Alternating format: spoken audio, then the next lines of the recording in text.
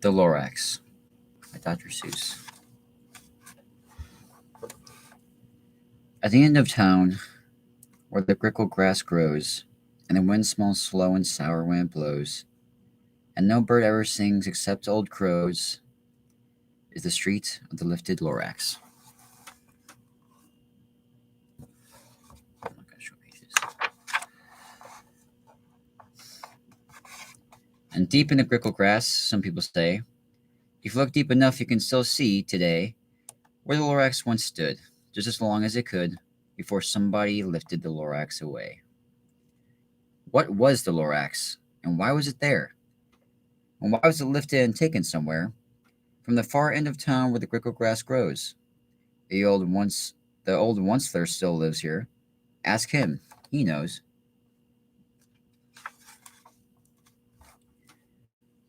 You won't see the onceler. Don't knock at his door. He stays in his lurkin on top of his store. He lurks in his lurkin, cold under the roof, where he makes his own clothes out of muffed moof. Now, special tank midnights in August, he peeks out of the shutters, and sometimes he speaks, and tells of how the Lorax was lifted away. He'll tell you, perhaps, if you're willing to pay.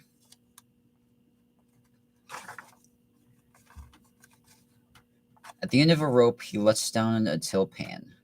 And you have to toss in 15 cents and a nail, and the shell of a great-great-great-grandfather's snail.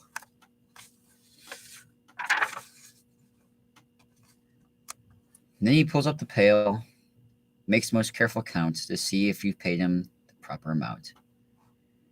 Then he hides what you've paid him away in his snub, his secret strange hole in his grovelous glove. I'll call you by whisper-ma-phone, for the secrets I tell you are for your ears alone. Slup. Down slups the whisper-ma-phone to your ear, and the old monster's whispers are not very clear, since they have to come down through a snarkly hose, and he sounds as if he had smallish bees up his nose. Now I'll tell you, he says, with his teeth sounding gray, how the Lorax got lifted and taken away, and it all started way back such a long, long time ago. Whoa. Way back in the days when the grass was still green, and the pond was still wet, and the clouds were still clean, and the song of the swummy swans rang in the space, one morning I came to this place. And I first saw the trees, the truffulus trees, the bright-colored tufts of the trufflet trees, mile after mile in the fresh morning breeze. And under the trees I saw brown barbaloots frisking about in their barbaloot suits as they played in the shade and ate truffula fruits. From the rippleless pond came the comfortable sound of the humming fish humming while splashing around. But those trees, those truffula trees, all my life I've been searching for trees such as these. The touch of their tufts was much softer than silk, and they had the sweet smell of fresh, buttery milk. I felt a great leaping of joy in my heart. I knew just what I had to do. I unloaded my cart. In no time at all, I built a small shop, and I chopped down a truffula tree with one chop. And with great skillful skill and with great speedy speed, I took the soft tuft and I knitted a thneed.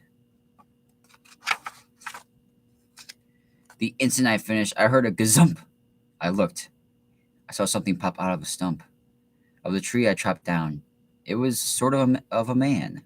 Describe him? That's hard. I don't know if I can. He was shortish and oldish and brownish and mossy, and he spoke with a voice that was sharpish and bossy. Mister, he said with a sawdusty sneeze, I am the Lorax. I speak for the trees. I speak for the trees have no tongues, and I'm asking you, sir, at the top of my lungs.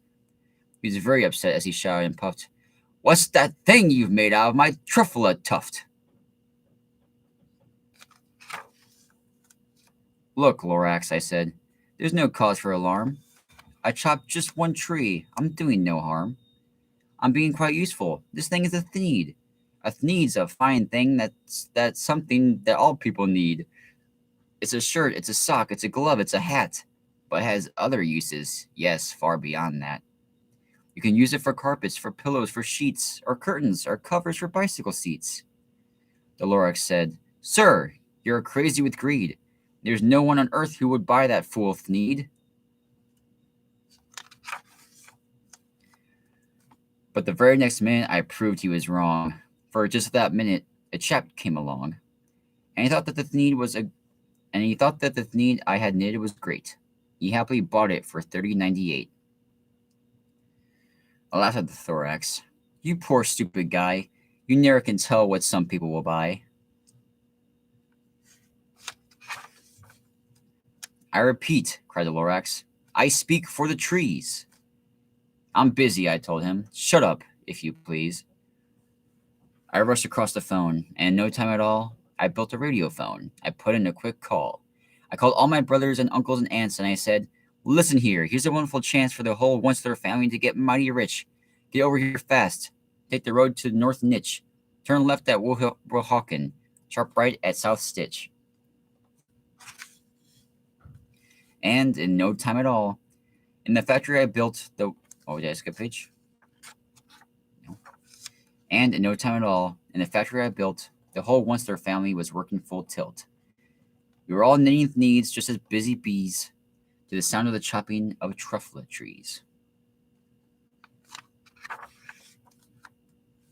Then, oh baby, oh, how my business grew. Now, chopping one tree at a time was just too slow. So I quickly invented my super axe hacker, which whacked off 4 truffle trees at one smacker. We were making thneeds 4 times as fast as before, and that Lorax, he didn't show up anymore. But the next week, he knocked on my new office door. He snapped, I'm the Lorax who speaks for the trees, which you seem to be chopping as fast as you please.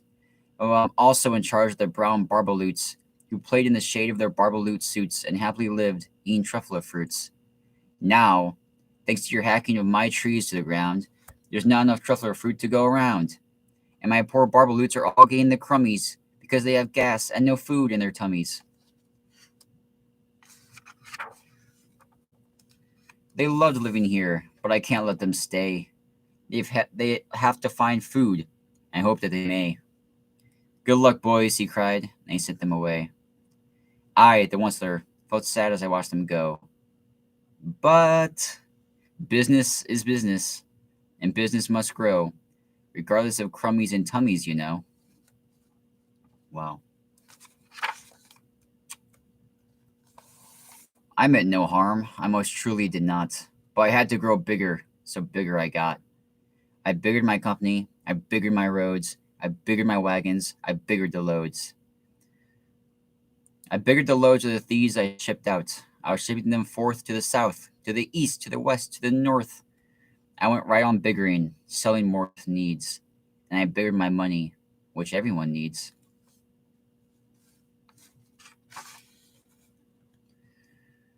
Then again he came back. I was fixing some pipes, but that old nuisance Lorax came back with more gripes. I am the Lorax, he coughed and he whiffed. He sneezed and he snuffled. He snargled. He sniffed.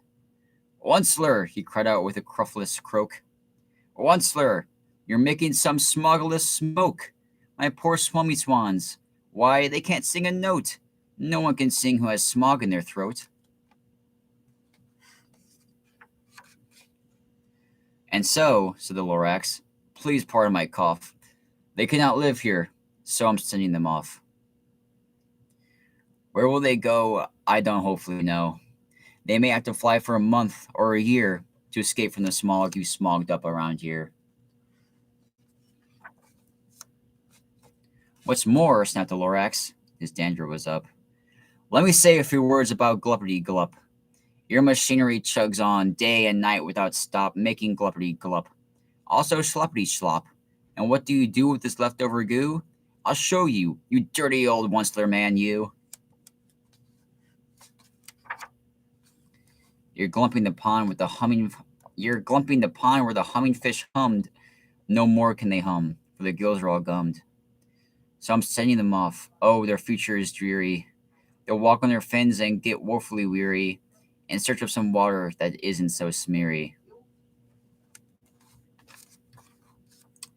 And then I got mad. I got terribly mad. I yelled at the Lorax, "Now listen here, Dad.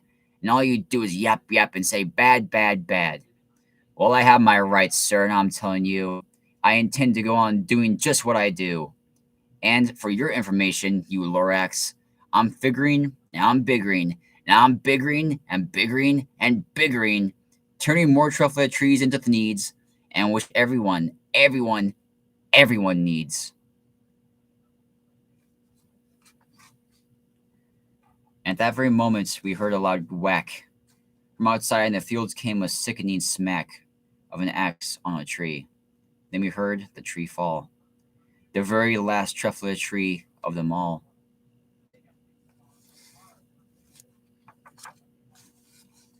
No more trees, no more needs, no more work to be done. So, in no time, my uncles and aunts, everyone, all waved me goodbye. They jumped into my cars and drove away under the smoke smuggered stars. Now, all that was left beneath the bad smelling sky was my big empty factory, the Lorax, and I. The Lorax said nothing, just gave me a glance. Just gave me a very sad, sad, backward glance. As he lifted himself by the seat of his pants, and I'll never forget the grim look on his face when he hoisted himself up and took leave of this place. Through a hole in the smog without leaving a trace.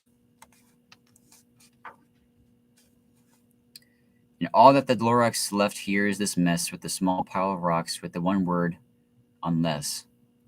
Whatever that meant, well, I just couldn't guess. That was long, long ago. But each day since that day, I've sat here and worried away. Through the years, while my buildings have fallen apart, I've worried about it with all my heart.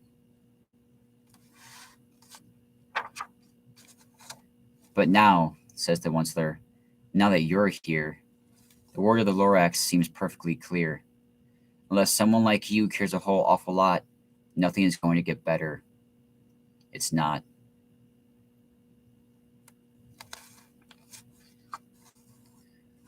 So, catch, calls the Onceler. He lets something fall. It's a truffle seed. It's the last one of all. You're in charge of the last truffle seeds, and truffle trees are what everyone needs. Plant a new truffle, treat it with care, give it clean water, and feed it fresh air. Grow a forest, protect it from axes that hack. Then the Lorax and all of his friends might come back.